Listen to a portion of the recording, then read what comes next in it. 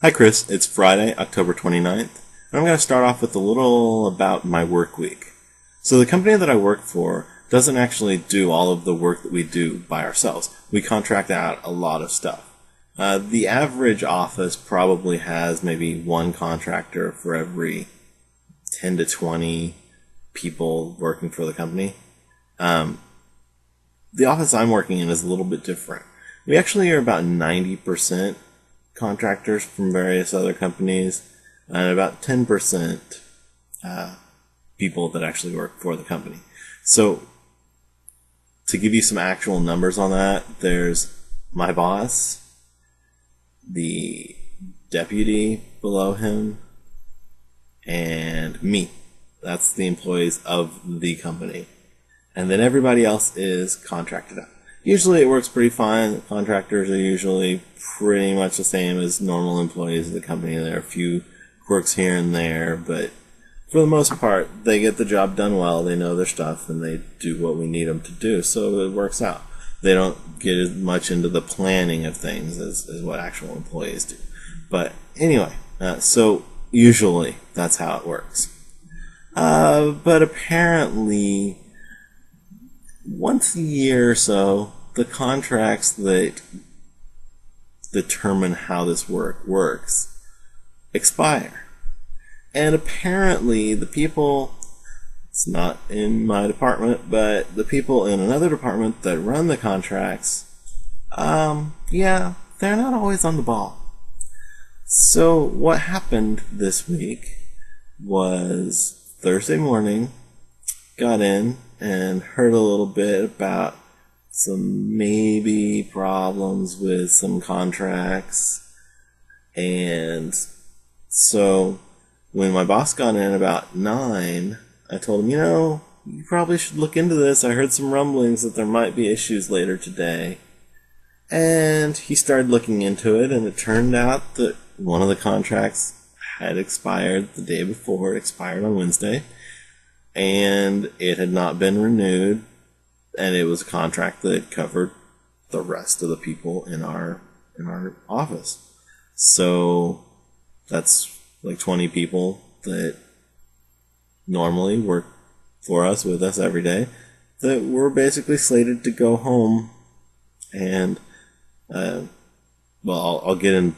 We'll get into that a little bit further. Anyway, so my boss makes some phone calls, knocks some heads, and is told, okay, it's sorted out. We're done. We've got a verbal agreement to go ahead. They'll stay. They'll continue their work. We're going to honor everything we would have paid them, and it'll carry over until the contract is officially renewed. So that's all well and good. And then my boss, and turns out actually other 2 people that could be that are in a different office, but at his level or above it, they all go to different meetings. And about 45 minutes after that, one of the leaders of the contractor organization, like the people that are our contractors, comes to me and says, hey, so we don't have any word back that we've actually received official, like an email or anything official that shows that we can actually work. We need to sort this out. And I'm like, okay, well, let's find some phone numbers. So I track down some phone numbers from various sources and tell them who to call, and we make some phone calls. And we're told, yep, we have the verbal agreement, and this is from the contracting office in my company, that we have the verbal agreement, and they're going to send over everything, and everybody should just keep working. An hour after that, people are contacted by their companies, the contractors are, and basically all of them, 20 or however many it ends up being, I don't know the exact number, but they all go home. They're told, well, some of them went back to their company to do like research or whatever, but they're all pulled from working with us. So I call the lady back that was in the contracting office in our company, and I'm like, hey, What's the deal? Everybody's leaving. They said that they did not have verbal approval to continue on the contract. What the hell is going on? We need to pay these people. We need them to stay and actually do the work that, we've been hiring them to do. And she's like, oh, yeah, that makes sense. That's probably what they should do because we don't actually have the verbal agreement. She had told my boss at this point 2.5 hours earlier that we had it. She told me and one of the contractors an hour earlier that we had it. And now she's telling me, oh, yeah, we didn't actually have it. I was just saying that while I was working on it, and it took longer than I thought. And I'm like, you really didn't think that people whose livelihood depends on getting this money are going to make sure that they get the contract in place? Really? Really? Yeah. So eventually it did get sorted out, and people came back after lunch, basically. But for a very short time, I got to really experience what a strike would be like from the perspective of like a middle manager that can't do anything about the reason people are striking, but still has to deal with the fact that nothing's getting done. So yeah, it was fun. Anyway, let's get back to some of the topics we talked about in a previous video. So the first one, work ethic. One of the contractors that I work with is a prime example of kind of the difference, I guess. So he was talking to me today, because he was back to work today, right? Yeah.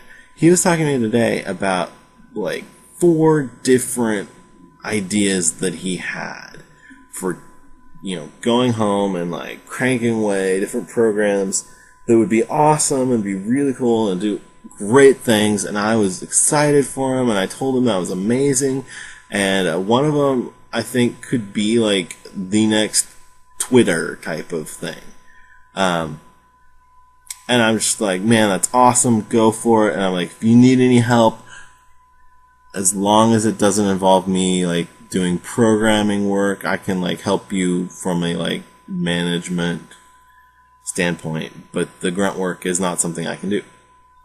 But he's like doing it all the time. All the time he's programming, he's plugging away at stuff. And that's, I guess, the difference for work ethic. That's what I'm getting at, is I understand the concepts, but I can't drive myself like that and plug away like that. And maybe work ethic isn't even the right word, but it's just amazing to me, and it just blows me away that he can do that all the time, because I can't. Anyway, okay, so next subject. You mentioned conciseness in my videos, and that I'm very thorough and precise, and the reason for that, there's 2 reasons. The first one is that I plan my videos. I like do a little like note thing sometimes, even. In fact, so the one before this, the Facebook /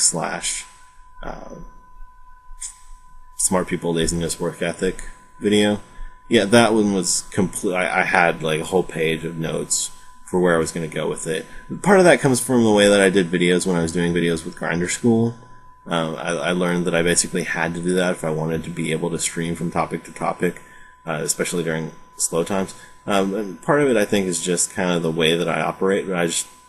I plan, and I have outlines and know what I'm going to do ahead of time, and I don't just ramble too much. This one's actually kind of more stream of consciousness, and I'm not planning on editing. That's the other half, is that I do usually go back and edit quite a bit. I probably throw out half of the content of a video.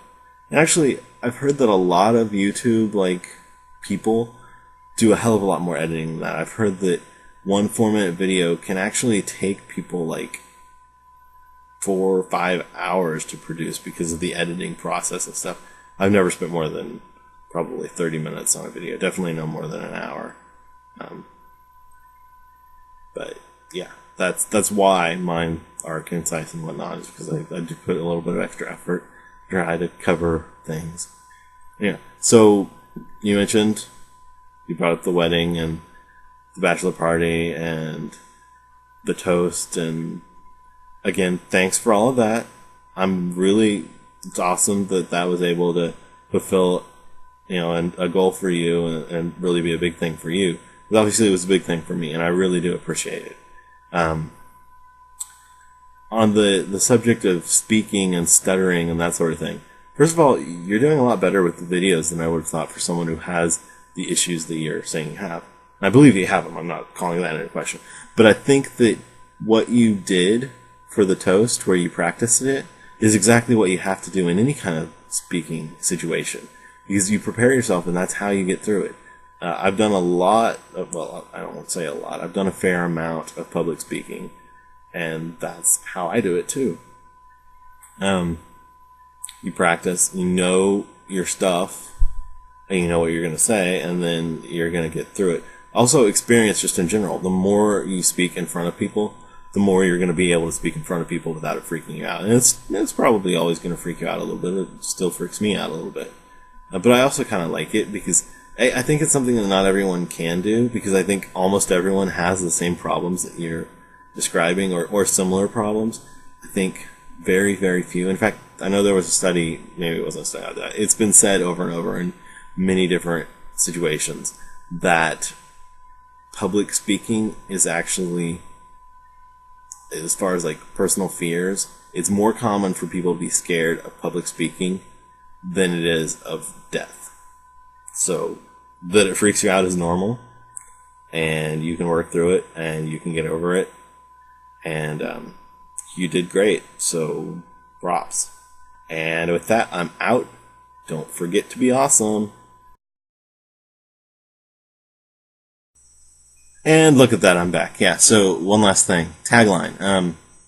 Yeah, I totally ripped this off from the Vlogbrothers that prompted all of this. They don't say it every time by any means, but it was obviously the FTPA. That was the thing that I took from them. So feel free to come up with your own, but I'm just saying I didn't come up with this myself.